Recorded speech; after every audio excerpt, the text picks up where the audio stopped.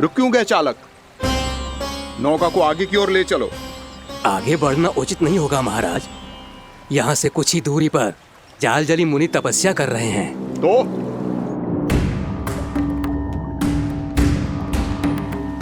मेरे मत्स्य आखेट के क्षेत्र में इसने तपस्या करने की भूल की है।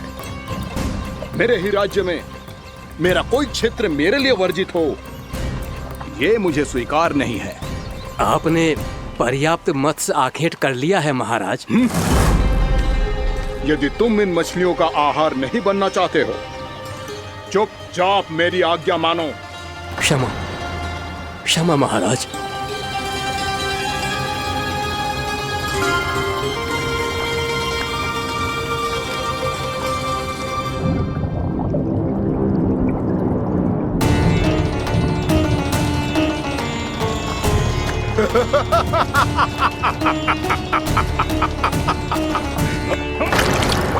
मुनिवर, रक्षा कीजिए, रक्षा कीजिए मुनिवर। हमारे प्राण बचाइए मुनिवर, मुनिवर हमारे प्राण बचाइए।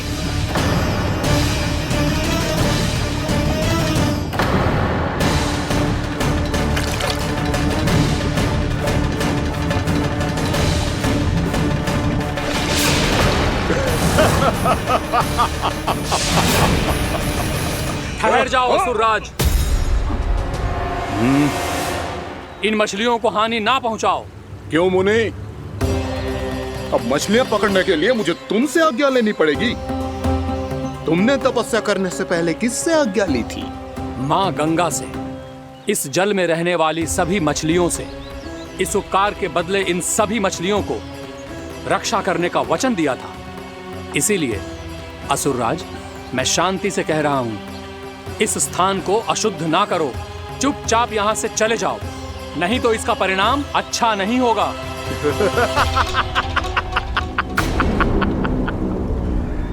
तुम जिन देवताओं की तपस्या कर रहे हो ना मुनि, उन्होंने भी मेरा कुछ नहीं बिगाड़ पाया था, और तुम मुझे धमकी देने का दुस्साहस कर रहे हो।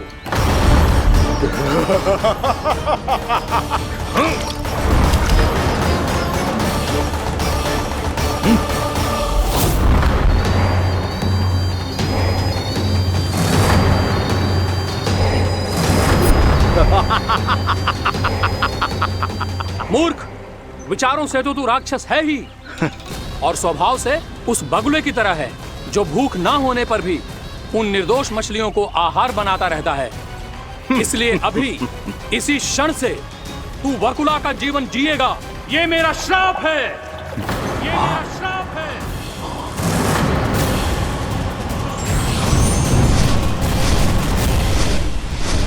श्राप पाने के बाद तुम्हें आभास हुआ कि तुमने कितना बड़ा अपराध किया था, और तब तुम जजाली मुनि से क्षमा याचना करने लगे। तुम्हारे अपराध बोध को जानकर मुनि से शांत हुए और उन्होंने तुम्हें वरदान दिया। श्राप से मुक्ति का एक ही मार्ग होता है असुर, पश्चाताप। तुम्हें अपने भूल का पश्चाताप है, इसीलिए मैं तुम्हें वरदान देता हूं। तुम्हें मेरे श्राप से मुक्ति अवश्य मिलेगी। स्वयं प्रभु श्री नारायण के अवतार इस बगुले के देह के बंधन से तुम्हें मुक्त करेंगे।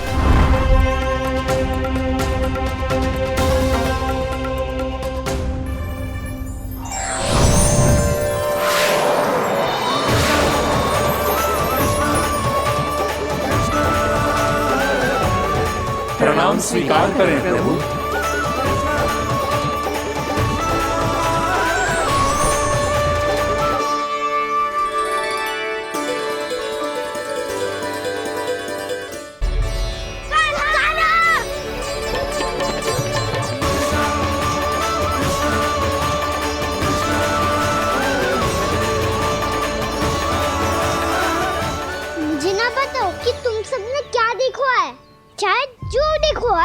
बस मैया से कछु मत ही बताना। ताना!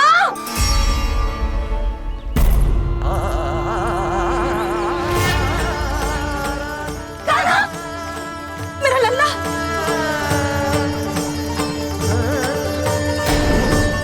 भानु बता रहा था तुझे कोई असुर पंछी निकल गया था।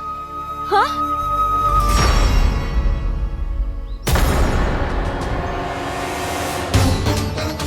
हे नारायण, ये क्या है?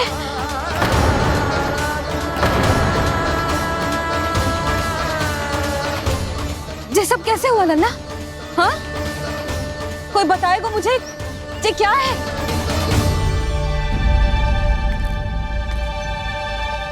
श्रीधामा, मधुमंगल, चिची को सब कुछ बता दो। ये असुर पक्षी मुझे निगलने वाला था रानी भाभी, तभी अंतिम क्षण में कान्हा ने आके मुझे बचा लियो। और ये असुर पक्षी ने कही कि यह है वृंदावन का राजकुमार, नंदराज का लल्ला। इसके होते कोई भी वृंदावन वासियों को हानि ना पहुंचा सकते। रानी भाभी, कान्हा ने अपने प्राणों की चिंता ना करी और इस क्रूर राक्षस से भिड़ गयो और इस राक्षस पक्षी ने इसे निगल लियो। इतना पर्याप्त है भोला काका, सब कुछ बताने की आवश्यकता नहीं है। ये सब देख के सारी बालक मंडली इतनी व्याकुल हो गई कि सबने अपने प्राण अर्पित कर दिए और इस असुर पक्षी से कहे कि हमें खा लो और हमारे सखा को छोड़ दो। इन बालकों का पराक्रम देख के सभी देवतागण यहाँ आ गए और उनके हृदय भी पिघल गए और उन्होंने इस राक्षस पक्षी से युद्ध करके इसे मार गिराया। देवताओं के राजा इंद्र के वज्र का प्रहार तो मैंने अपनी आंखों से देखा है ताई जी। और फिर उसके बाद अग्निदेव ने अग्निवस्त्र का प्रहार किया। जैना काकी, वरुण देव, कार्तिकेय, यमदेव सबने मिलके युद्ध किया इस राक्षस से। कहा था अभी मत बोलना। अरे सब मिलके फंसा दोगे मुझे। भद्रकाली, हमारे शिव शंकर भी आए थे छोटी माँ। जाओ आप भी। बाबा साईता, मुझे लगता है कि ये कान्हा भी इन्हीं देवताओं में से एक है। संभव तो है चीची। स्मरण है, पूतना और तृणावर्त के आक्रमण के समय भी ऐसा ही हुआ था। सभी राक्षस मारे गए थे पर अपने कान्हा को एक खरोच तक न आई थी। हाँ जीजी, मुझे लगता था कि श्री नारायण की विशेष कृपा है हमारे कान्हा पे, पर अब तो देख के लग रहा है कि हमारा कान्हा ही स्वयं श्री नारायण है। या फिर उनका अवतार है ये। अरे बस करो तुम सब, ऐसा कछु ना है। अरे जितनी बात सुनी है उससे तो यही लग रहा है कि कान्हा देवताओं और असुरों की युद्ध के बीच में फंस गया था। उसका इस सब से कोई लेना देना ना है। तो फिर इसके तन पे एक भी खरोच क्यों ना आया नंदराज? हाँ,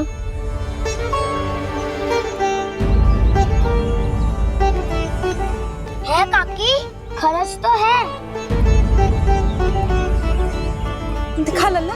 भैया बात पीड़ा आ रही है, कुछ करो ना। चिकोपिया भी ना अति करती है। श्री नारायण का अवतार हो तो इतनी तनिक सी खरोच पे ऐसे रो तो क्या? बस बहुत होगा। अब तो तुम सबने सीमा ही पार कर दी है। कभी से श्री नारायण बुलाते हो, कभी श्री नारायण का अवतार। तनिक कछु हो ना जाता है कि तुम सब कहानियां बुनने लगती हो।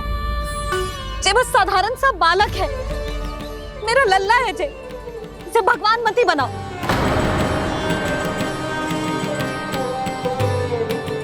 और तू, क्या आवश्यकता थी तुझे यहाँ आने की? हाँ, वो भी मुझे बिना बताए मेरे साथ छल करके आए हो तू। अब तू घर चल, ऐसा दंड दूंगी ना कि मैया बहुत पीड़ा हो रही है। मैया बहुत पीड़ा हो रही है मैया। हाँ नन्ना, तू घर चल, मैं तुझे औषधि लगा दूंगी। हल्दी का लेप लगाऊंगी ना, झट से ठीक हो जाएगा। चल चल।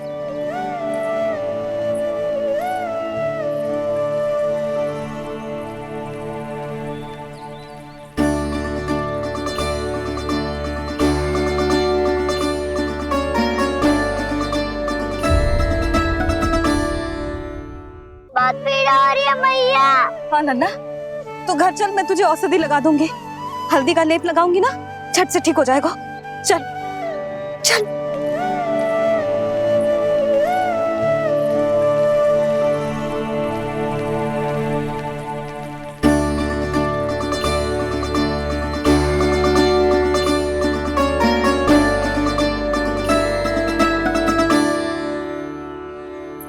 बस लल्ला बस, रो मत। चल चल चल आजा, अभी औषधि लगाऊंगी ना तेरी सारी पीड़ा लुप्त हो जाएगी। आजा आजा, बैठ जा लल्ला। अभी आई मैं। हाँ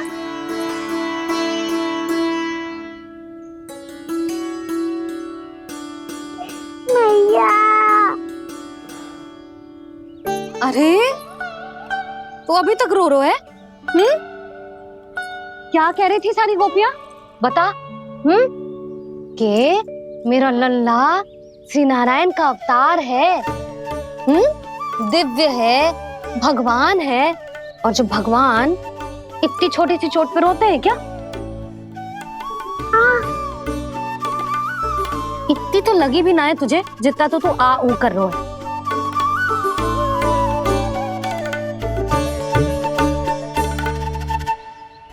आओ ना करूंगो, आप ऐसा दुलार थोड़ी करोगी। ओहो, वृंदावन का गौपालक जो इतनी छोटी सी चोट पे रोता है ना? गोप बालकों का मुखिया इतनी छोटी सी चोट पे रोता है?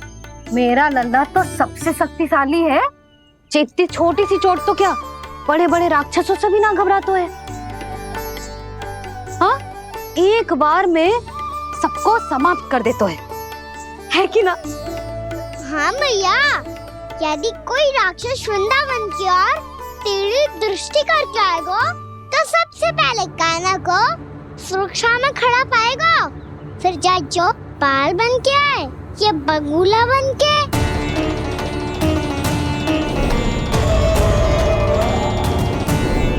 ना लल्ला, सोचो भी मती।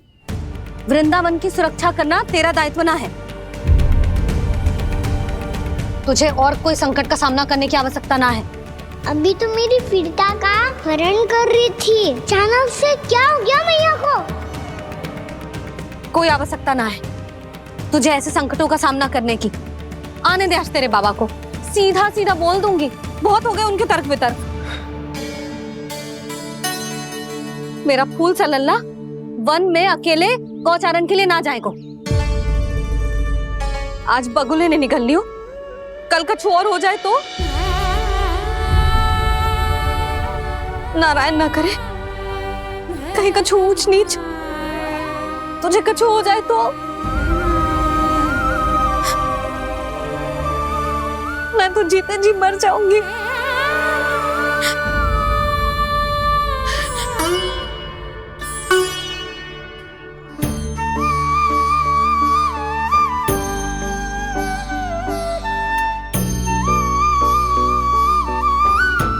वीर लल्ला की वीर मैया इतनी सी बात तो रोती है क्या?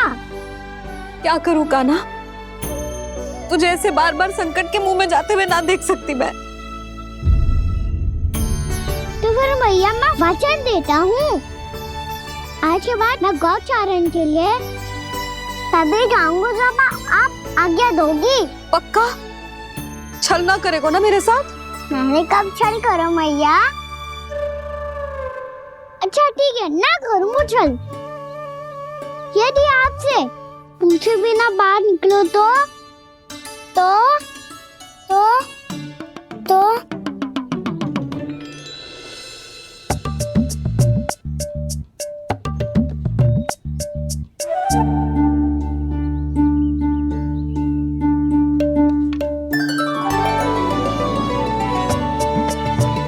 ये रही आपकी छड़ी और ये रही मेरी पीठ। चेक देना तापर तोड़। ठीक है, जब तूने अपना दंड निर्धारित कर ही लियो है तो सोच ले, अब अगर तूने मेरी बात ना मानी तो तोड़ तोड़ छड़ी पड़ेगी। समझ आई?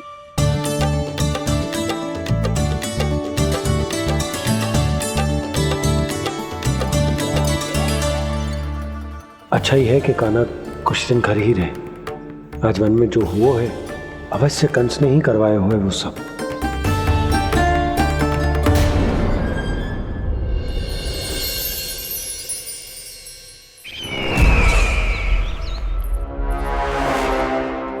ये धनुष तो सबसे अधिक शक्तिशाली था महाराज। ये कैसे टूट गया? कहीं ये बकासुर की पराजय का संकेत तो?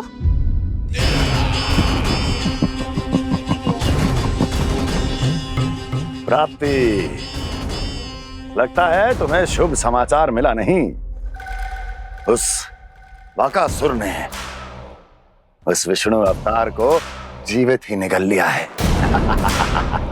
अरे अब तक तो उस नन्हे से बालक को पचा भी चुका होगा वो।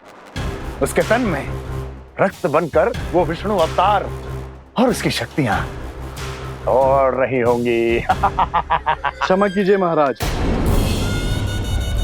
क्षमा कीजिए। इस अशुभ से मुख से शुभ समाचार आने दो। माथे के बल को ढीला करो, चेहरे पर मुस्कान लाओ और कहो, महाराज, वृंदावन में मातम फैल चुका है। मैं ऐसा ही करता महाराज, यदि सूचना सत्य होती तो।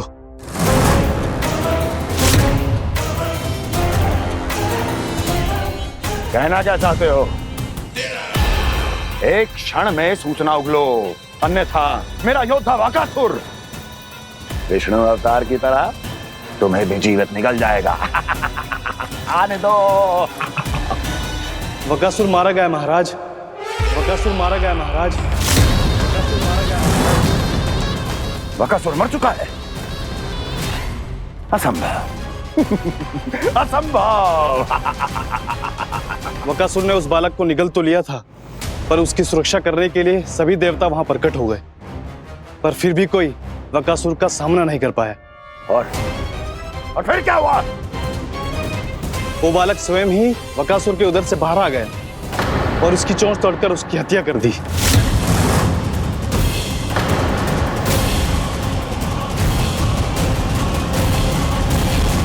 वन में बकासुर की चोंच टूट गई और यहाँ आपका ये धनुष।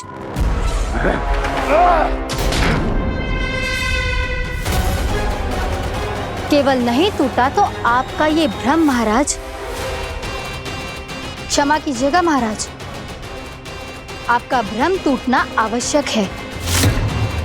आवश्यक है आपको यह आभास होना कि उस विष्णु अवतार को पराजित करने के लिए आपके साधारण योद्धाओं में वो सामर्थ्य नहीं है। अच्छा सर, पूतना, तृणावर्त, बकासुर, ये सब साधारण नहीं थे प्राप्ति, साधारण नहीं थे।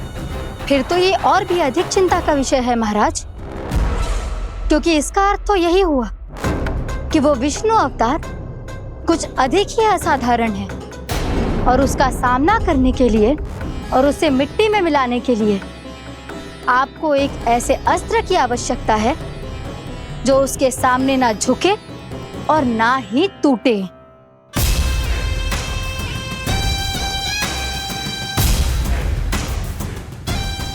तो फिर मैं ऐसा ही असत्र ढूंढूंगा, चाहे आकाश पाताल एक क्यों ना करना पड़े मुझे, 10 दिशाएं 14 भुवन क्यों ना नापने पड़े मुझे। मैं उस असतर को अवश्य ढूंढ निकालूंगा जो उस विष्णु अवतार के प्राणों की डोरी इस धनुष की तरह तोड़ सके।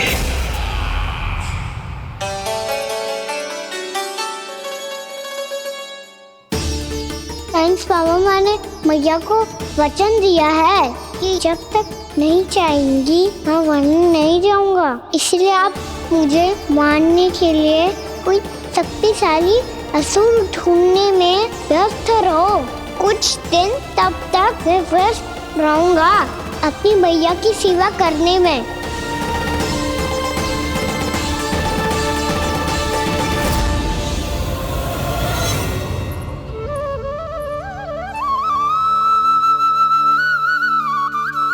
लो मैया, तुलसी जी को चढ़ाने के लिए जल।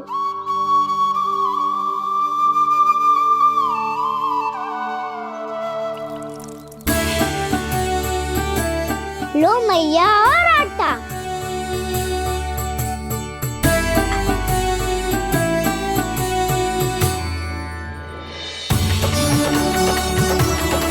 दो मैया बेलन।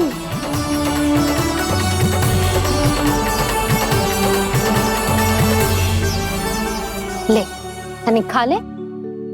ओ मैया भूख ना लगी है। बिना भूख के खाने से क्या लाभ? और तेरा जब पेट तो कह रहा है कि उसे भोजन चाहिए। और लाभ कैसे ना है लल्ला? भोजन का लाभ है ना, तन को पोषण मिलेगो, स्वास्थ्य बनेगो, जो तेरी भुजाओं में शक्ति आ जाएगी ताऊ के जैसी, ताऊ से भी अधिक। तेरे जे केस भी लंबे हो जाएंगे। सच्ची मैया? सच्ची। माप के देख लियो नित्य दिन।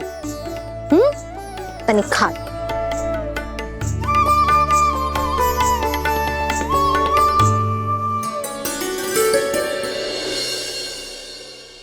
मान के मैया का कहना, छक के भोजन खाते हैं, नित्य मापते भुजा केश, पर ज्यो का त्यों ही पाते हैं।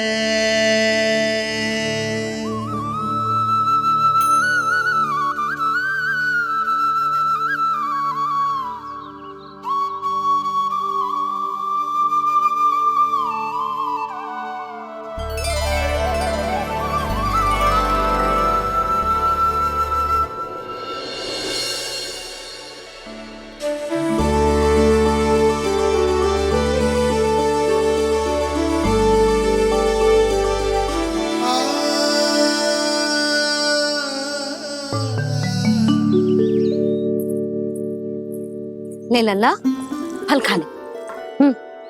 ना, मुझे ना खाने फल वल। क्यों? लंबे केस और शक्तिशाली भुजाएं ना चाहिए? व्यर्थ है ये सब। पिछले 10 दिनों से देख रहा हूँ, ना केस लंबे हुए हैं, ना भुजाएं शक्तिशाली बनी है। 10 दिन में कछु ना होने वाला। 10 सप्ताह ऐसे खाएगो ना, तब जाके कछु बदलाव दिखेगो। समझ आई? चल अब खा ले। वैसे भी मुझे बहुत सारी तैयारियां करनी है आज। इसीलिए भैया एकादशी के व्रत के लिए लल्ला। सुनो जी, सारी सामग्री आ गई? हाँ, तुमने जो कही थी सब ले आए हूँ।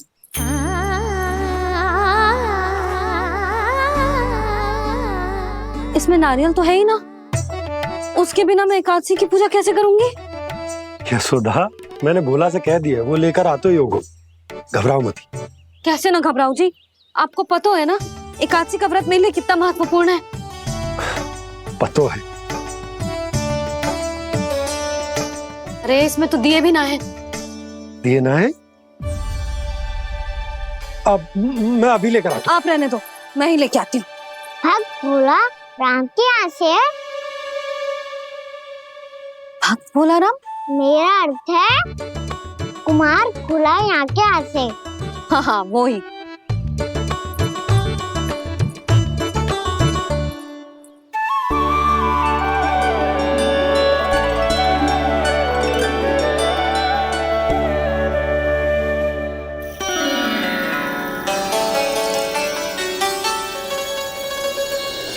श्री हरि, श्री हरि, मेरे श्री हरि।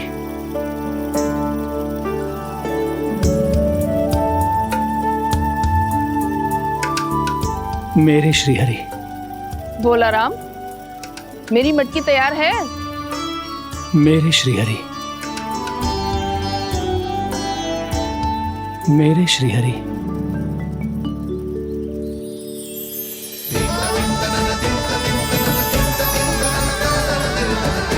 भोला राम,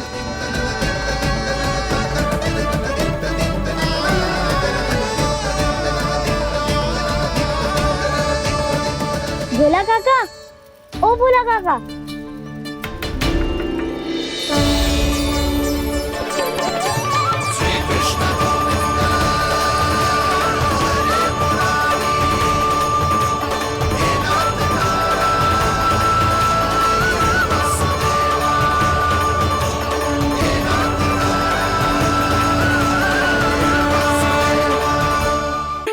श्री हरि प्रसन्न हो गए।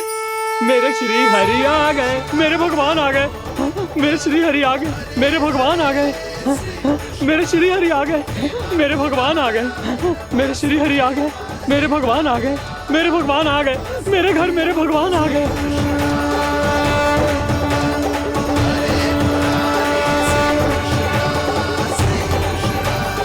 मेरे घर आ गए, मेरे श्री हरि आ गए। हाँ, मेरे श्री हरि आ गए।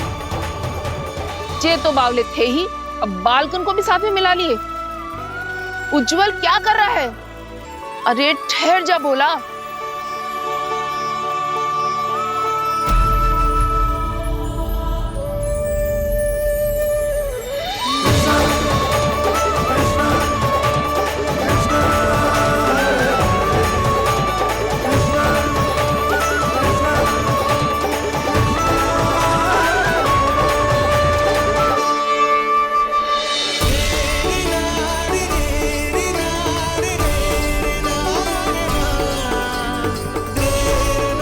प्रेम से बुलाओ, आएंगे हरी भी।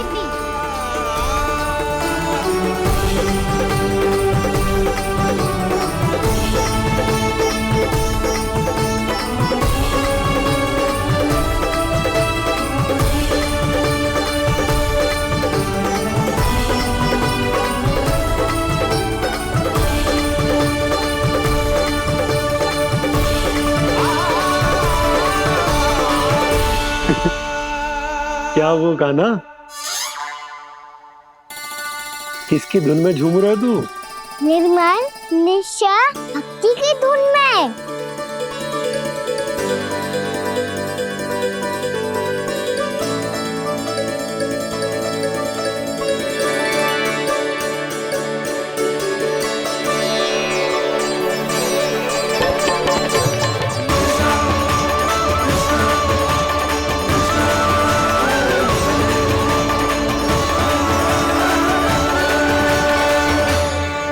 अरे क्या हो गया इन्हें? बावले हो गए हैं क्या? ठहरो, कोई आवश्यकता ना है ऐसे बावलों की तरह नाचने की।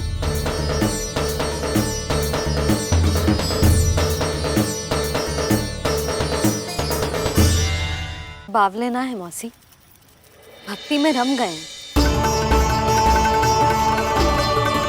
बस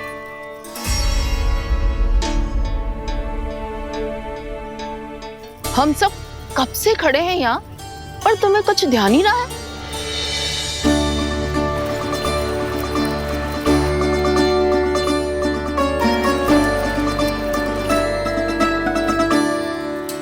नाच गाने में ऐसे मगन हुए कि हमें देखा भी ना। मुझे नाचते हुए देख मेरे श्री हरि को इतना आनंद आ रहा था कि मैं अपने आप को रोक नहीं सका। और वैसे भी मेरे जन्म का एकमात्र उद्देश्य है श्री हरि की सेवा करना, श्री हरि को प्रसन्न करना। तुम बावले हो भोलाराम, या हमें बावला बना रहे हो? श्री हरि और तुम्हें देख रहे हैं? हाँ, अभी वो यहीं थे, देख रहे थे। भोला काका, आपने भी ना अति कर दी। अब हमें भी बताओ तनी, कहाँ थे श्री हरि?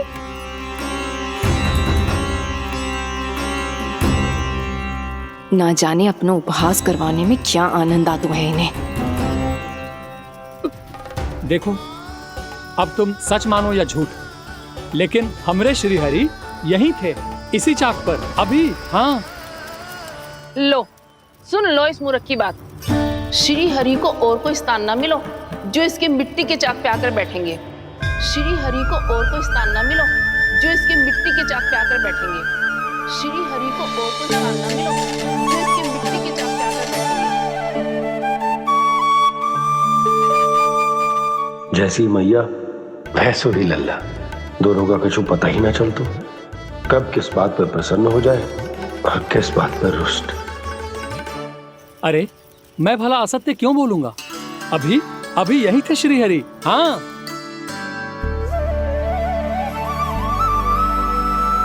हाँ, जैसे श्री हरि को तो कोई कार्य है ही ना।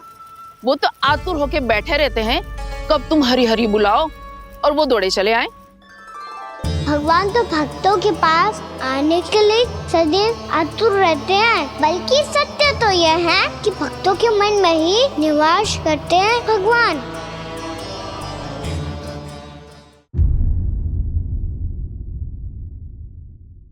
मैं भला असत्य क्यों बोलूंगा? अभी अभी यही थे श्रीहरि। हाँ,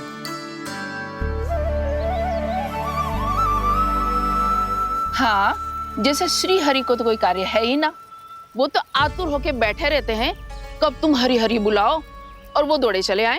भगवान तो भक्तों के पास आने के लिए सदैव आतुर रहते हैं, बल्कि सत्य तो यह है कि भक्तों के मन में ही निवास करते हैं भगवान। भगवान तो भक्त के पास आने के लिए सदैव ही आतुर रहते हैं शंकरी मौसी। बल्कि सच्ची बात तो ये है कि भगवान हमारे मन में ही निवास करते हैं। कम से कम तू तो इसे बढ़ावा मत दे जशोदा। जब देखो जब हरि नाम की रट लगाए रहते है।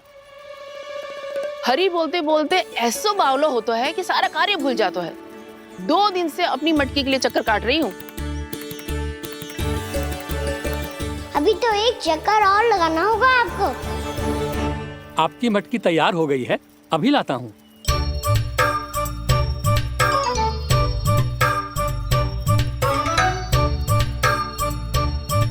लो जी मटकी।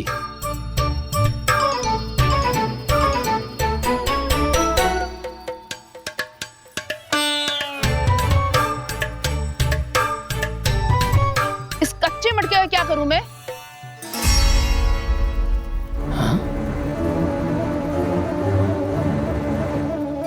पर इसे तो मैंने भट्टी में पकाया था। अब तू ही देख ले कितना ध्यान रहता है इस कार्य पे। और कह तो है कि श्री हरि आते हैं इससे मिलने। हाँ आते हैं और आगे भी आएंगे हमारे श्री हरि हमसे मिलने। और आके मोक्ष देंगे, है ना? मांगूंगा तो मोक्ष भी दे देंगे, मांगूंगा तो मोक्ष भी दे देंगे, मांगूंगा तो मोक्ष भी दे देंगे। अभी तो ये बता कि तू मुझे मेरी मटकी कब देगो? और मेरी मांग कब पूरी करोगी भोला राम जी? मेरो घड़ा मेरे दिए तो तैयार है ना, कल एकादशी की पूजा और व्रत के लिए। एकादशी का व्रत? हाँ, एकादशी का व्रत। इसे करने से श्री हरि बहुत प्रसन्न होते हैं। अच्छा, फिर तो अभी लाया।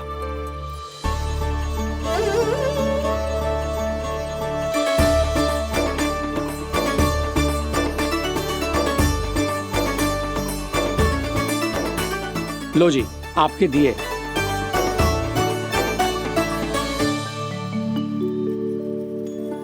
और जो हमने मांगा है वो?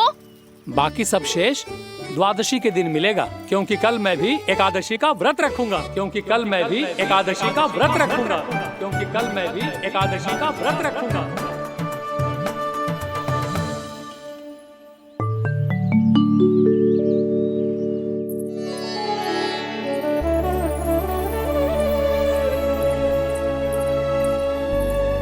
जानकी, फूलों का प्रबंध हुआ कि ना? हाँ भाभी, जे रहे। सदैव विलंब कराती है। पर भाभी इस बार तो फूल समय से ही लाई थी। क्या हुआ जशोदा? अभी तो पूजा की तैयारी ना हुई? देखो ना मौसी, जी जानकी ना कुछ छूट ही जाता है इसके कारण। एकादशी की पूजा और व्रत आते ही जसोदा भाभी इतनी वग्र हो जाती है। ऐसो क्या होगा इस पूजा में?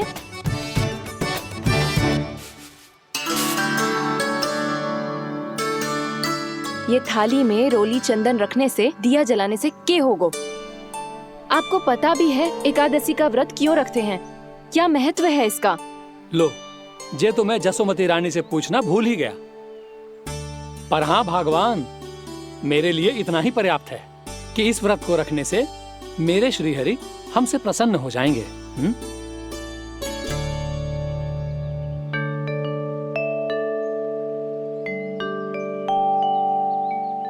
नारायण ही जाने ऐसे कैसे पूजा करते हैं जे श्री हरि की एक मूर्ति तक ना है इनके पास।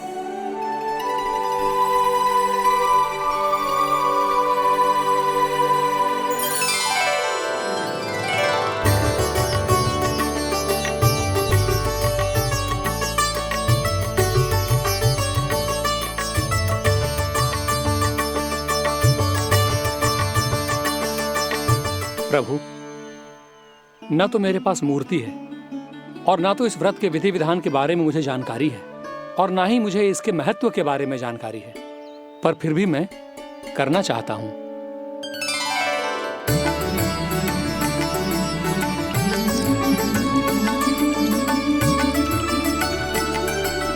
इसीलिए मैं दृढ़ संकल्प लेता हूं, पूरी निष्ठा के साथ, श्रद्धा के साथ और पूरी आस्था के साथ मैं इस व्रत को संपन्न करूंगा।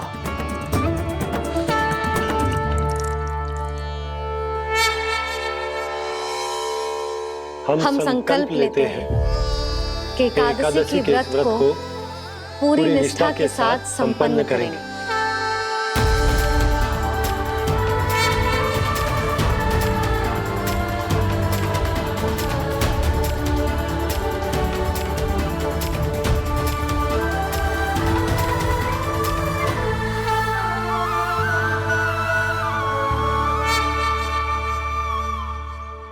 तुलसी जी के पत्ते तो हैं ही ना।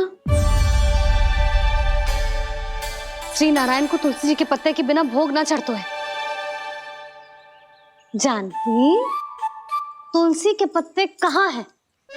भाभी, मैं तो कब से यही पूछना चाह रही थी कि तुलसी के पत्ते लाऊं क्या, पर आप तो व्यस्त थी ना। तुझे कितनी बार समझाओ है ना, यदि तेरे कछु करने से किसी और की कोई हानि ना हो रही हो या किसी के अच्छे कार्य में सहायता हो रही हो तो मुझसे आज्ञा लेने की आवश्यकता ना है। समझ गई भाभी, आगे से जाना उनको। ले अभी लेकर आती हूँ।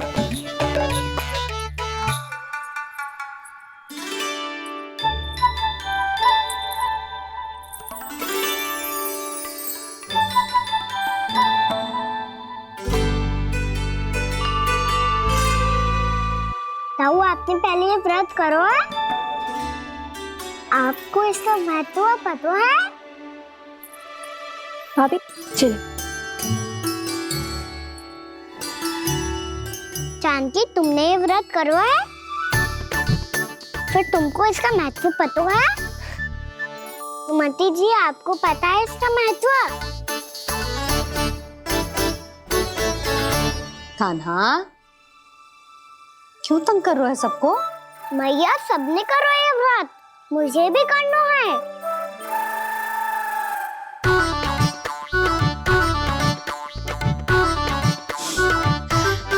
ये व्रत केवल बड़ों के लिए होती है लल्ला। जब आप ये व्रत कर सकती हो, बाबा कर सकते हैं, ये सारी गोपियां कर सकते हैं, वो भी कर सकते हैं, तो मैं क्यों ना कर सकता? क्योंकि तू कल तक भूखा ना रह पाएगो लल्ला। जब भक्त रह सकते हैं, फिर मैं क्यों नहीं रह सकता? मेरा अर्थ है कि नारायण के भक्त मैया, मैया मान जाओ ना, मुझे करने दो ना ये व्रत। अपनी लल्ला पे आप विश्वास ना है आपको? विश्वास है। अच्छा ठीक है, तू भी कर ले।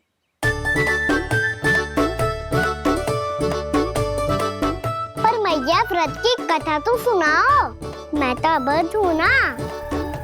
मुझे कैसा पता चलेगा कि ये व्रत करते क्यों हैं?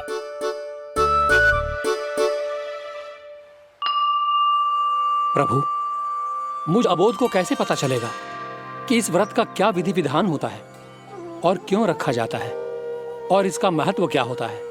मुझे तो आप ही बता सकते हैं प्रभु।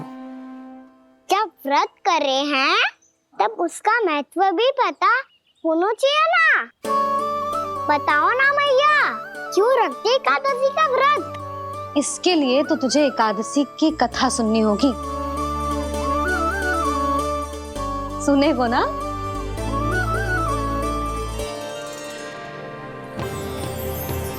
वसुदेव सुतं देवं कंसचाणूरमर्दनम् श्रीहरि, यशोदा परमानंदम्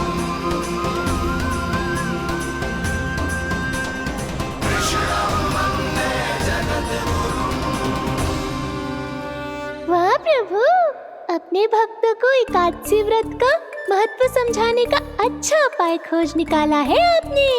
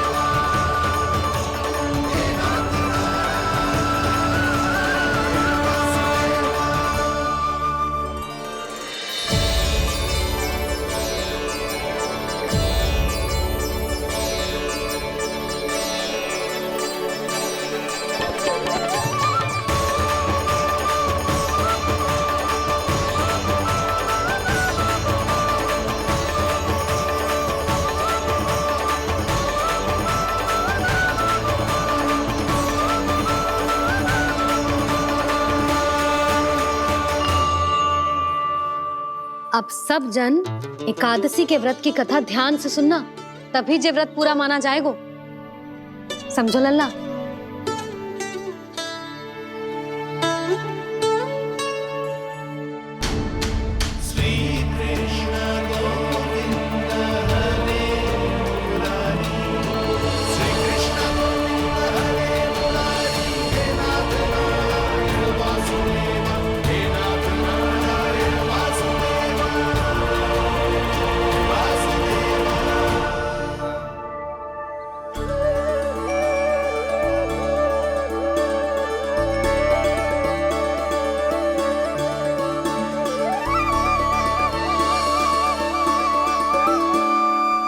सतयुग में चंद्रावती नाम के नगर में मूरा नाम का एक असुर राज्य करता था।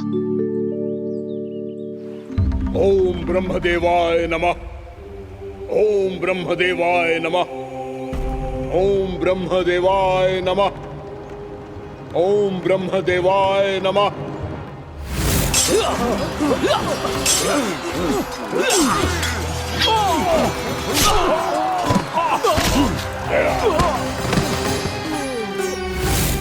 ओम ब्रह्मदेवाय नमः।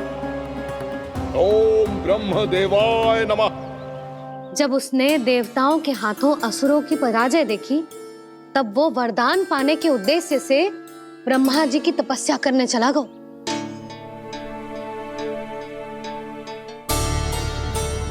शीघ्र ही मूरा की तपस्या सफल हो गई और ब्रह्मदेव जी उससे प्रसन्न हो गए।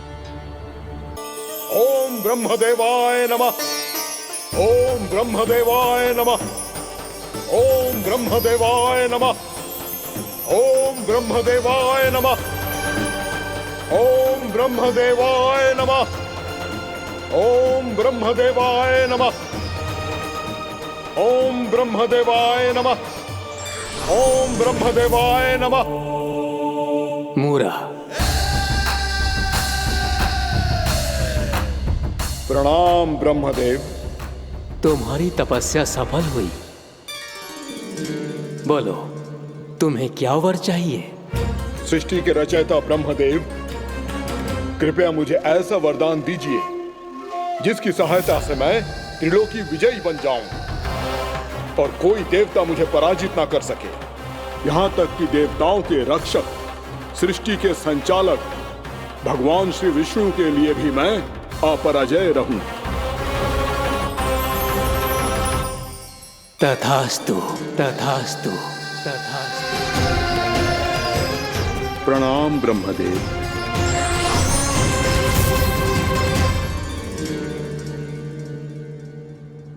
ऐसा वरदान पाकर मूरा बहुत अभिमानी होगा।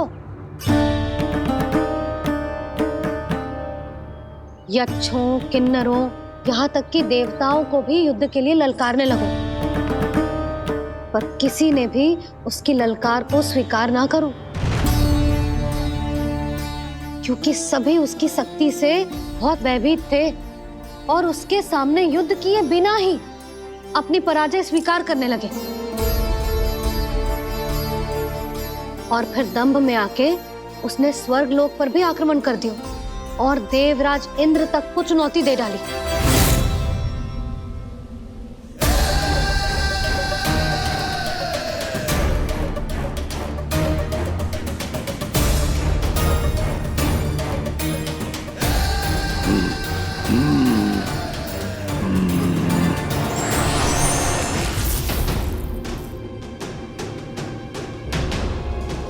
मैं प्रतीक्षा कर रहा हूं देवराज।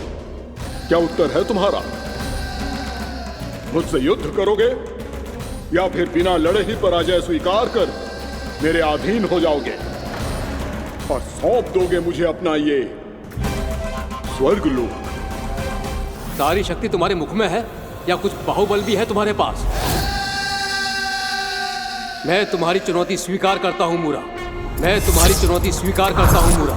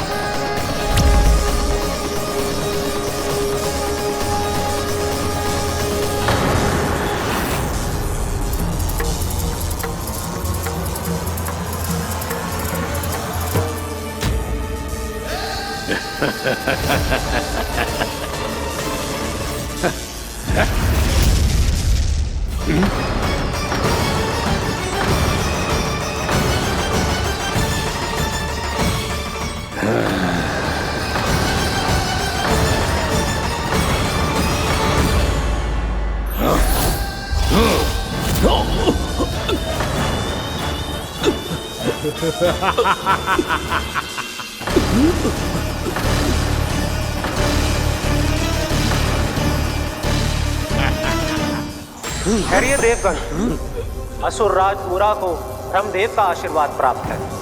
आप में से कोई भी इन्हें पराजित नहीं कर पाएगा।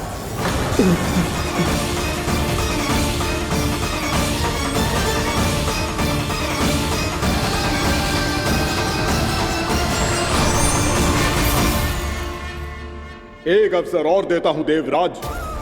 युद्ध या अधीनता, क्या उत्तर है तुम्हारा देवराज?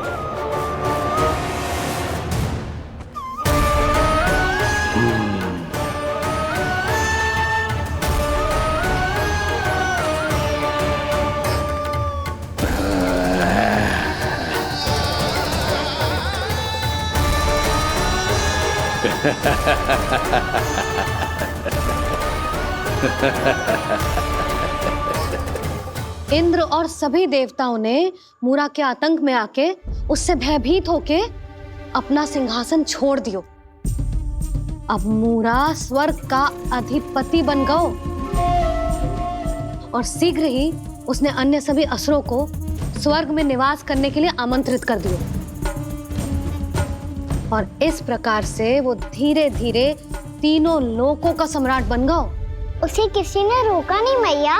ना लल्ला, इतना साहस किसी में था ही ना। और फिर ये निश्चित करने के लिए कि भविष्य में किसी और असुर की मृत्यु ना हो, वो यमराज पे भी विजय प्राप्त करने के लिए यमलोक की ओर प्रस्थान कर दियो। वो तो अपने आप को और सभी असुरों को अमर बनाना चाहता था। पर देवता और यमराज भी उसकी ये योजना समझ गए थे। इसीलिए उसके आने से पहले ही सारे देवताओं ने श्री नारायण से सहायता के लिए गुहार लगाई। अब केवल आप ही कुछ कर सकते हैं प्रभु। अभी तो मूरा केवल त्रिलोक का स्वामी है, और यदि उसने यमलोक भी जीत लिया तो वो जीवन को ही नियंत्रित नहीं करेगा प्रभु, वो मृत्यु का भी स्वामी हो जाएगा।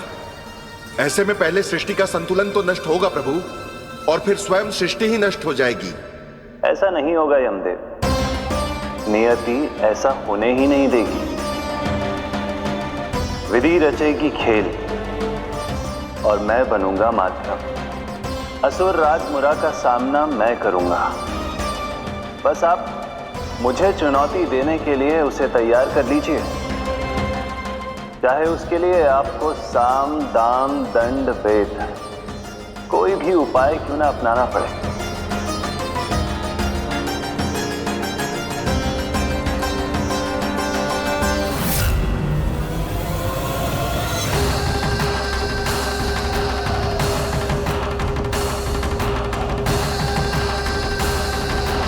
आप तो मेरी प्रतीक्षा में पहले से ही खड़े हैं यमदेव।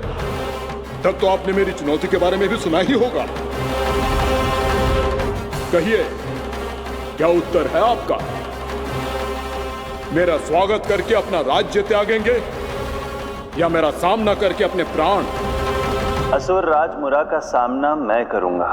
बस आप मुझे चुनौती देने के लिए उसे तैयार कर लीजिए, चाहे उसके लिए आपको साम दाम दंड भेद कोई भी उपाय क्यों ना अपनाना पड़े।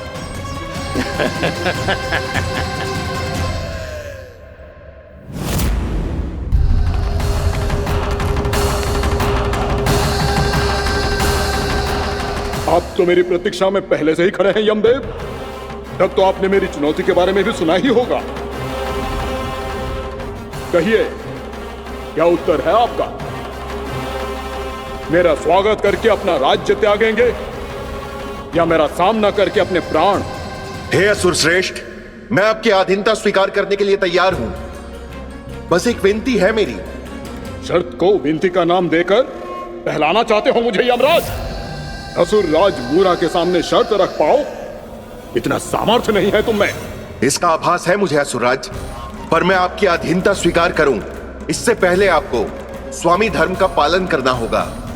मेरे पुराने स्वामी के क्रोध से मेरी रक्षा करनी होगी आपको।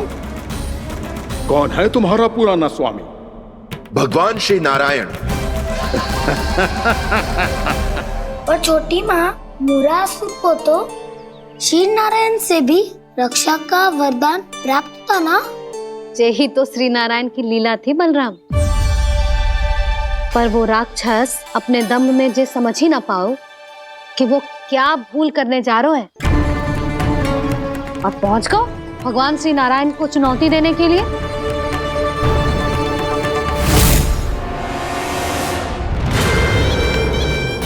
वहीं ठहर जाओ असुर राज मूरा।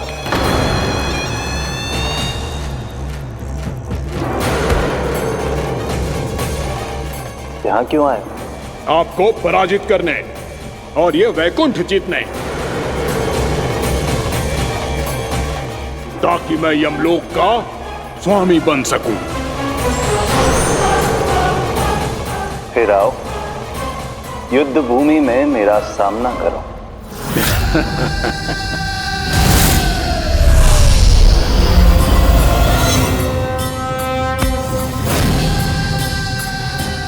ये नहीं जानते कि इनसे ना हारने का वरदान तो मैं पहले ही प्राप्त कर चुका हूं, इसलिए युद्ध ठीक से आरंभ हो पाए उससे पहले ही इन्हें जीत लूंगा मैं।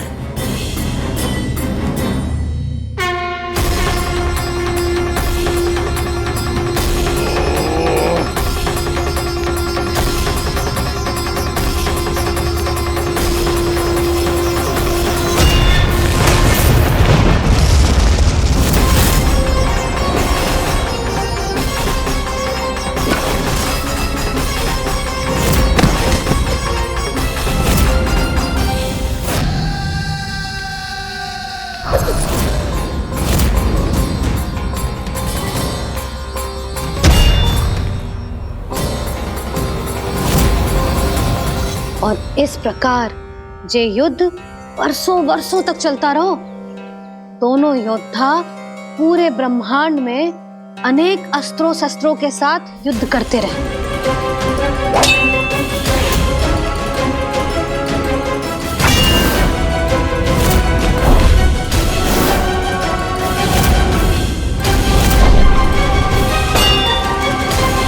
फिर क्या हुआ मैया?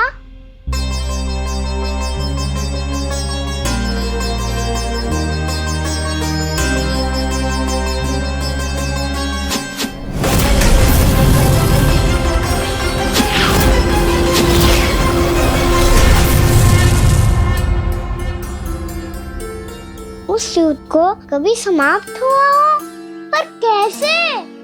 शीघ्र ही वो राक्षस थक गौ लल्ला।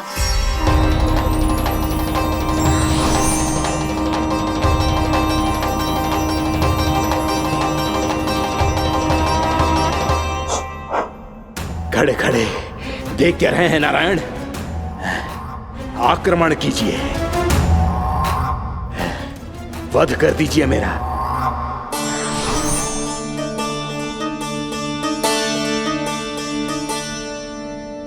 मैं तुम्हारी वीरता से प्रभावित हूं, इसीलिए इतनी थकान की स्थिति में मैं तुम जैसे वीर पर आक्रमण नहीं करूंगा। जाओ विश्राम करो। यदि फिर से युद्ध करने की इच्छा हो तो तुम्हारा स्वागत होगा।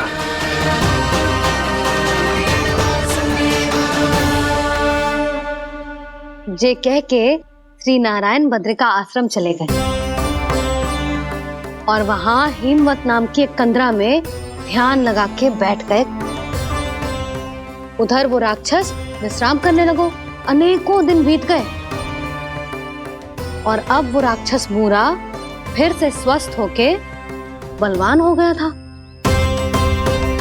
उसने अपनी सारी शक्ति फिर से प्राप्त कर ली थी। श्री नारायण ने उस पर दया करी थी, पर वो फिर से श्री नारायण को छलने को तैयार होगा।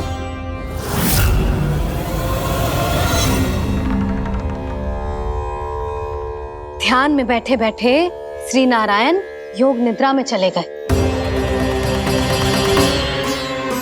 पर दुष्ट मूरा इसी अवसर का लाभ उठा के उनकी कंदरा में घुस आयो ताकि वो सोते हुए श्री नारायण पे आक्रमण कर सके।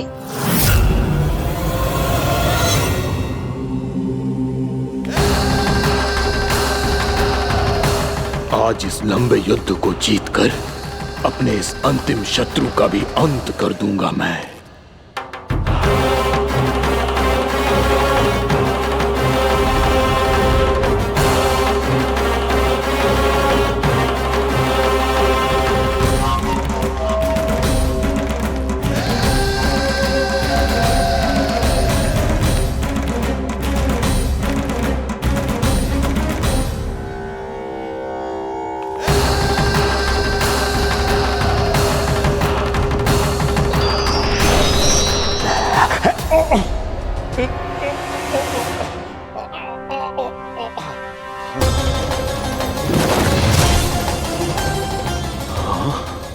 दुष्ट राक्षस, प्रभु ने तुझ पर दया की, तुझे संभलने का अवसर दिया। तू इन्हीं पर ही छल से वार करने चला है।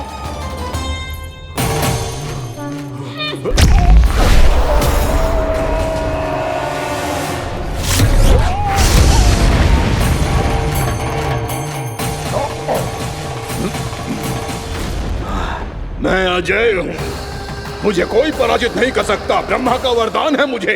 तूने नारायण से अपराजय होने का वरदान मांगा था मूर्ख। उनकी शक्ति से नहीं, ध्यान से देख। मैं तेरी मृत्यु हूँ, मृत्यु।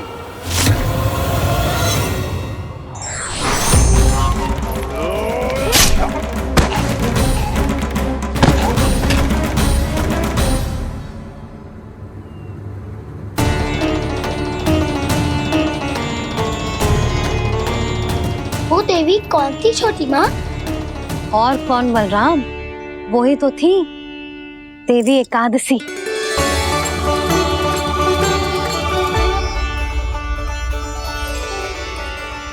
मुझे क्षमा कीजिए प्रभु, आपकी आज्ञा के बिना ही युद्ध करके आपके शत्रु को मृत्यु के घाट उतार दिया।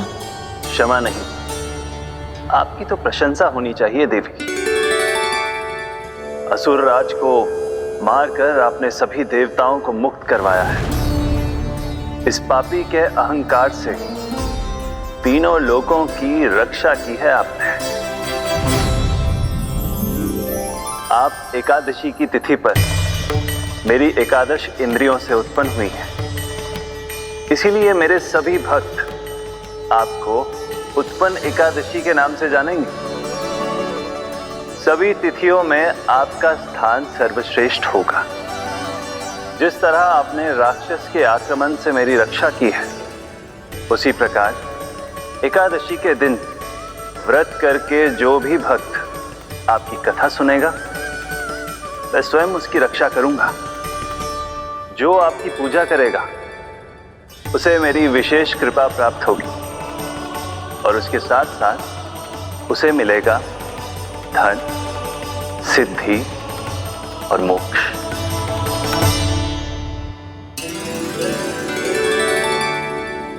इसीलिए आज के दिन व्रत रखने का बहुत अधिक महत्व होता है। बोलो एकादशी मैया की जय। बोलो श्री नारायण भगवान की जय।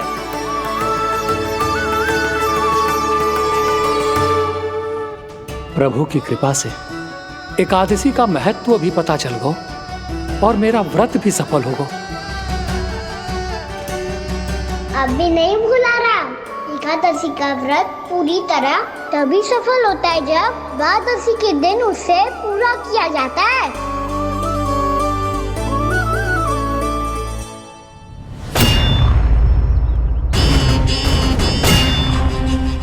आवश्यक है आपको यह आभास होना कि उस विष्णु अवतार को पराजित करने के लिए आपके साधारण योद्धाओं में वो सामर्थ्य नहीं है। वो विष्णु अवतार कुछ अधिक ही असाधारण है।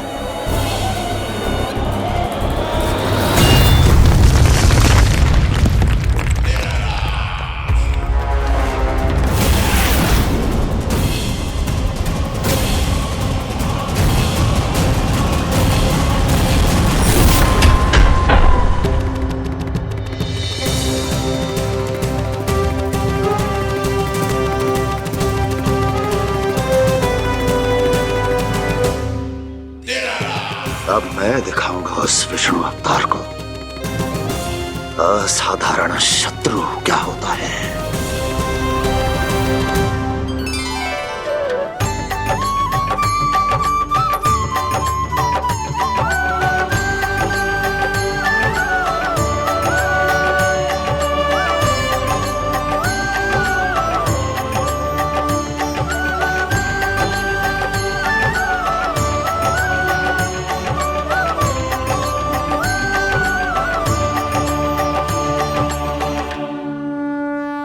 मामा अधीर हो रहे हैं, पर मैया ने मुझे अभी तक बाहर जाने की आज्ञा नहीं दी है। अभी उन्हें किसी और राक्षस को यहाँ भेजने से रोकने के लिए मुझे ही कुछ करना होगा।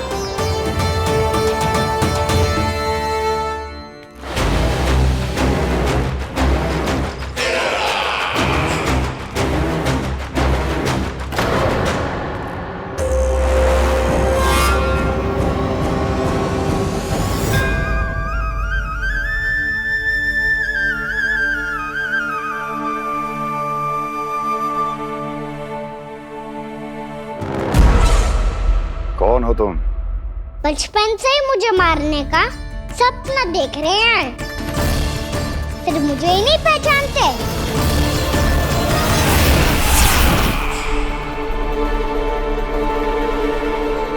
बचपन से विष्णु अवतार। कोई कान्हा बुलाता है तो कोई मुरलीधर पुकारता है, कोई माखन चोर कहता है, कोई कहता है चिच्चोर। पर विष्णु अवतार इस नाम से तो बस आप ही मुझे बुलाते हो मामा जी। इतना साहस, ये तो यहाँ आ गया है।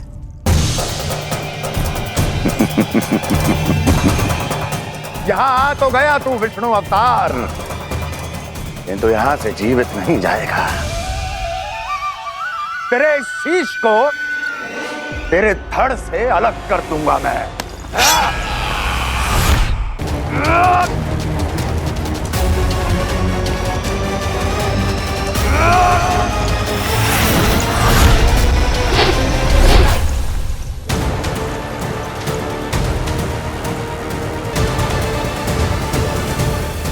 कहाँ देख रहे हो मामा जी? मैं तैयार हूँ।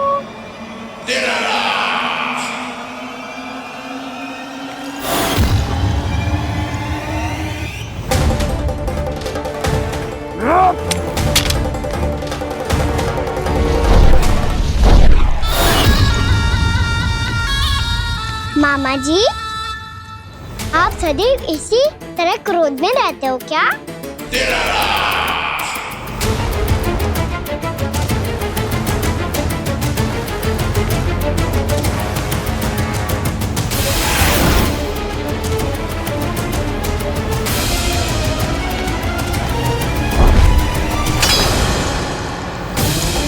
छोड़, छोड़ मेरी तलवार को।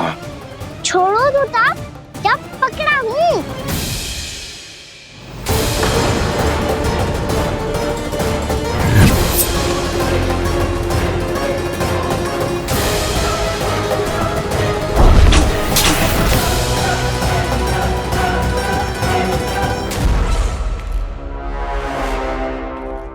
मामा जी,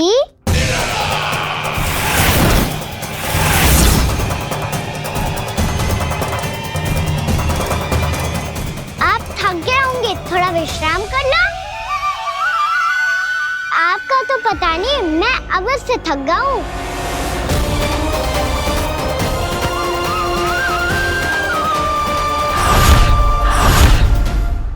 मेरे सिंहासन पर बैठने का तो साहस। अभी तो बस अभ्यास कर रहा था मामा जी। भविष्य में मुझे तो बैठना है यहाँ। आपने बल प्रयोग करके से अपने पिताजी से छीना था, मैं आपसे छीन लूंगा। जो छल और बल से लिया जाए वो अधिक समय तक टिकता नहीं है मामा जी।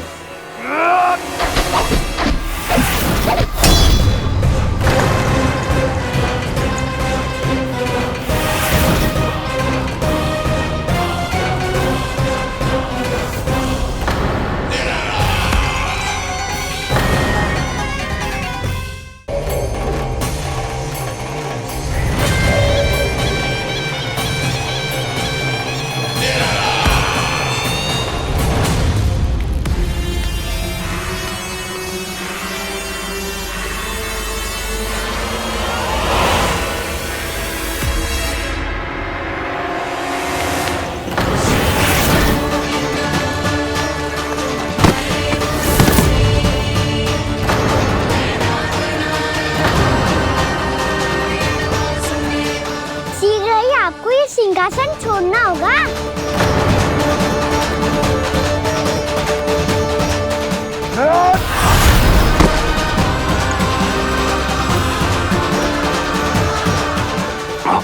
वो मेरा सिंहासन छीनना चाहता। वो आ रहा है, वो आ रहा है। सैनिकों! दुर्जन, बंद कर दो सभी द्वार और झरोखे, सब के सब। इसकी हर संभावना पर इतना कड़ा पहरा बिठा दो कि ना तो कोई महल के भीतर आ सके, ना तो बाहर जा सके। मुझे महल की चप्पे चप्पे की सूचना चाहिए। जाओ।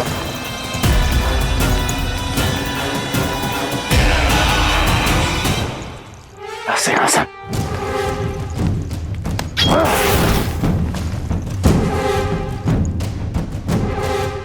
अब आ, दुष्ट मायावी, ए छलिया विष्णु अवतार, मैं कंस तेरी प्रतीक्षा कर रहा हूँ।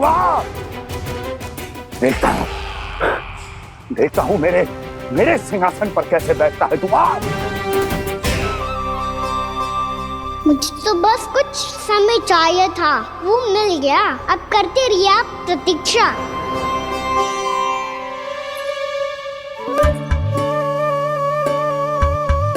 जी अपने आप से बातें क्यों कर रहे हो जी?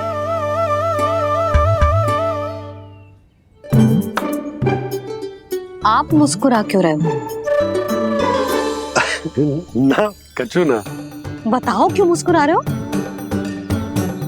तुम ही पर गए हैं जी। जब तुम व्रत करती हो तो तुम भी ऐसा ही करती हो। इसी प्रकार भूख अधिक लगने पर अपना ध्यान भटकाने के लिए स्वयं से ही बड़बड़ाती रहती। होगा। आपको तो बस मेरा उपहास उड़ाने के लिए बहाना चाहिए।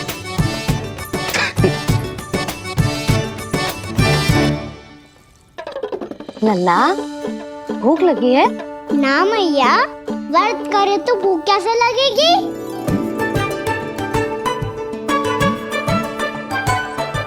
यदि लगी हो तो छोटे बालकों को थोड़ी बहुत भूल चूक क्षमा होती है। कछु ना तो फल तो तू खा ही सकते है। अब तो पूरे नियम और विधि विधान से व्रत तोड़ूंगा। कल द्वादशी के सुबह मुहूर्त के अनुसार। ठीक।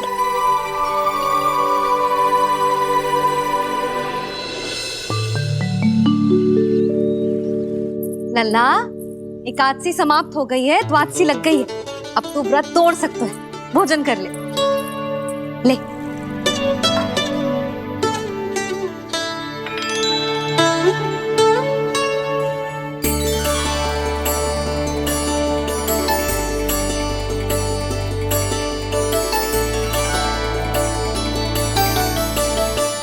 आज तो कार्य कर लीजिएगा। मैं ना चाहती कि सब गांव वाले फिर से आपका उपहास उड़ाएं। अरे इसी क्षण कार्य आरंभ करना आवश्यक ना है, कुछ खा तो लो। कल भी पूरे दिन व्रत में रहे, अब तो कुछ खा लो। ना, अभी बिल्कुल भूख ना है। और हाँ भगवान, तुम्हें चिंता करने की आवश्यकता नहीं है। आज मैं किसी को भी 2 शब्द कहने का अवसर नहीं दूंगा। अरे कुछ खाओगे पियोगे नहीं तो कैसे रहोगे?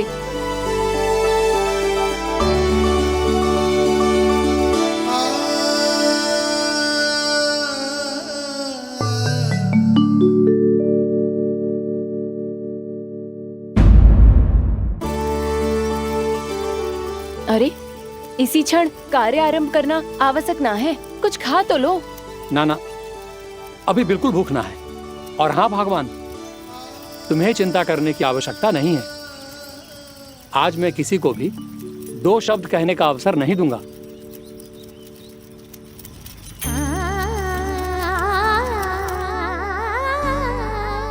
ठहर, मैं तेरे लिए मट्ठा लेके आती हूँ। व्रत के बाद पीने से पेट ठंडा रहता है। रुक।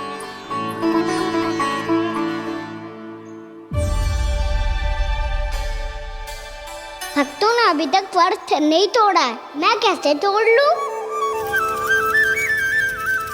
भूख कहाँ से होगी? श्री हरि नाम से पेट तो भर लेते हो। श्री हरि श्री हरि श्री हरि।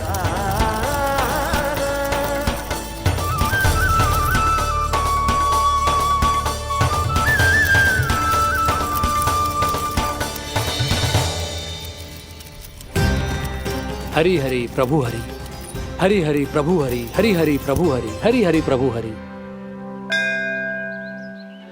कल से अन्न का एक दाना ना गो है पेट में। अब क्या व्रत तुड़वाने भी आपके प्रभु ही आएंगे? अब क्या व्रत तुड़वाने भी आपके प्रभु ही आएंगे?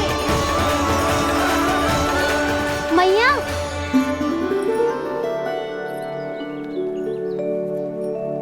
मैया पहले व्रत तोड़ के कच्चू खा तो लो।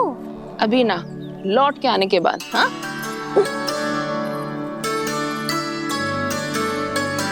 बलराम, ठहरो पुत्र, पहले कुछ खा लो। व्रत तोड़ना आवश्यक होता है। मैया ने एकादशी का महत्व बताया। लगता है मुझे सबको द्वादशी पर व्रत तोड़ने समाप्त करने का महत्व बताना होगा। हरि हरि हरि हरि हरि, मेरे हरि।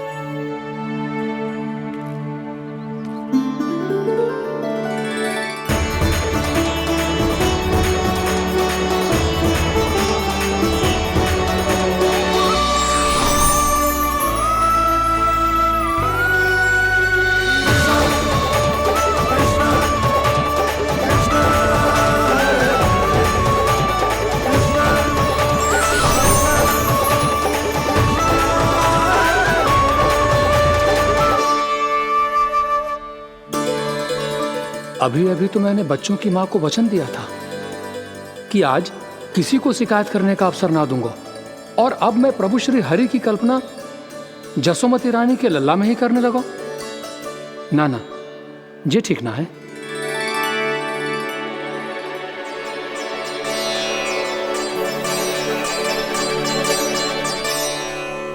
ठीक ही तो है, बिल्कुल सही पहचाना है आपने। बड़े तो बड़े, अब तो बालक भी हमारा उपहास उड़ाने लगे। मैं आपका उपहास नहीं उड़ाने आया, मैं तो आपके एकादशी के व्रत को पूरा कराने आया हूँ।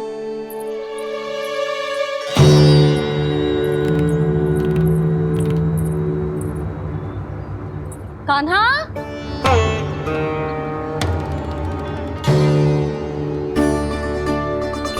तो ये रे आपकी छड़ी और ये रे मेरी पीठ। सेक बिना ताकत तोड़। आज तो इसकी पीठ सेक के रहूंगी मैं। मैया घर पे भूखी मुझे ढूंढ रही होगी। लो आज द्वादशी के दिन पहले प्रहर में भोजन करके अपना एकादशी का व्रत पूरा करो आप। धन्यवाद राजकुमार, पर अभी हमें भूख नहीं है। बहुत सारा काम पड़ा है और अभी थोड़ी ही देर में शंकरी बहन भी अपनी मटकी लेने आती होंगी।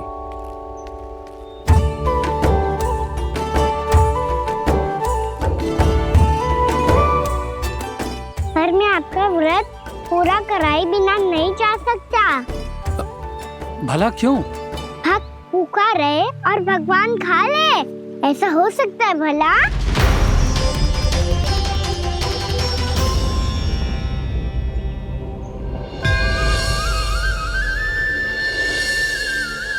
ये कैसा भ्रम हो रहा है मुझे लगता है अपना काम करना चाहिए।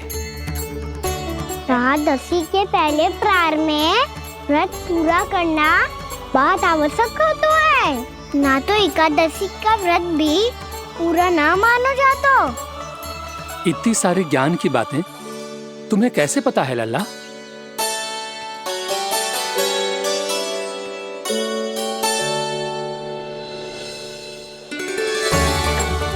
जैसे एकादशी की कथा होती है, वैसे द्वादशी की महिमा भी एक बहुत महत्वपूर्ण कथा है।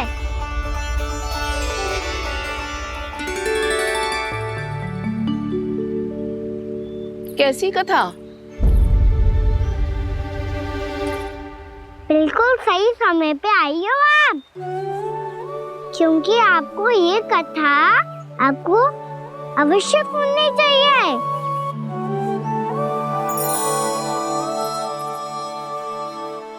मुझे क्यों? पहले सुन तो लियो, फिर स्वयं ही पता चल जाएगा।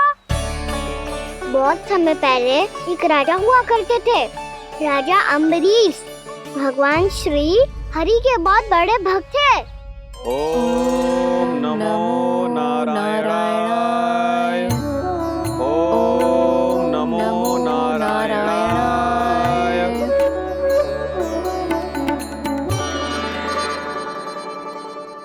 नेक पुण्य के काम करते थे वो। अपनी पत्नी के साथ हरि का नाम जपते रहते थे।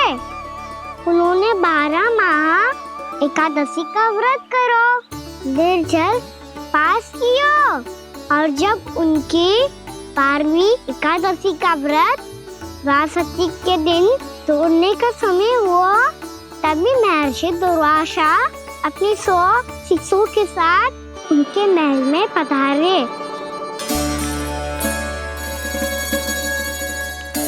प्रणाम स्वीकार करें महर्षि। आप जैसे महान ऋषि मेरे राज्यसभा में आए, वो भी ऐसे अवसर पर जब मैं और मेरी पत्नी निरंतर 12 एकादशियों के बाद अंतिम एकादशी का व्रत तोड़ेंगे।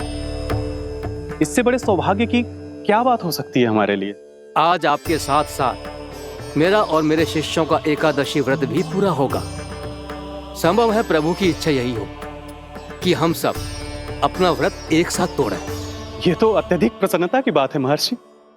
तो फिर ठीक है, हम सब यात्रा से थके हैं। व्रत तोड़ने से पहले हम स्नान करना चाहते हैं। जैसी आपकी इच्छा महर्षि।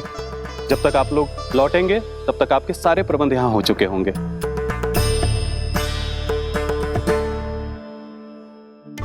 महर्षि दुर्वासा स्नान करने गए थे, पर उन्हें लौटने में विलंब हो रहा था, और इधर द्वादशी पर व्रत पूरा करने का मुहूर्त बीता जा रहा था। महाराज अम्बरीश बड़ी विरक्ता के साथ महर्षि दुर्वासा के लौटने की प्रतीक्षा कर रहे थे। महाराज, व्रत तोड़ने का मुहूर्त बीता जा रहा है, बस कुछ ही समय बचा है। महर्षि और उनके शिष्यों को लौटने में न जाने कितना समय लग जाएगा। मेरा सुझाव है कि आप मुहूर्त समाप्त होने से पहले व्रत अवश्य तोड़ लें। गुरुदेव, हमने महर्षि दुर्वासा को वचन दिया है कि जब तक वो लौटेंगे नहीं तब तक हम व्रत नहीं तोड़ेंगे। इसीलिए मैं उनके लौटने के बाद ही भोजन ग्रहण करूंगा। पर महाराज, मुहूर्त यदि बीत गया और समय रहते हो नहीं आए तो महाराज आपका व्रत पूरा नहीं होगा। महाराज, आपको उसका फल नहीं मिलेगा। महाराज, 12 एकादशियों का व्रत व्यर्थ चला जाएगा। किंतु गुरुदेव, यदि मैंने